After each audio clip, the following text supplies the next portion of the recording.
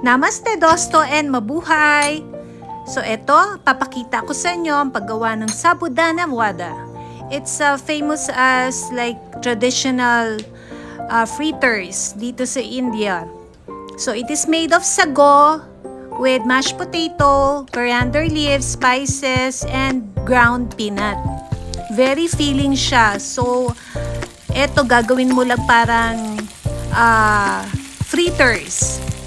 Di-deep fry and then i-dip mo siya sa yogurt or curd. Ayan. So, eto na. Meron siyang yung yogurt, plain yogurt, and very filling siya. Dahil nga sa Yogurt peanut and potato. Sabudana wada. Ha? Masarap siya kasi meron siyang yung sago, then meron peanut, may coriander leaves,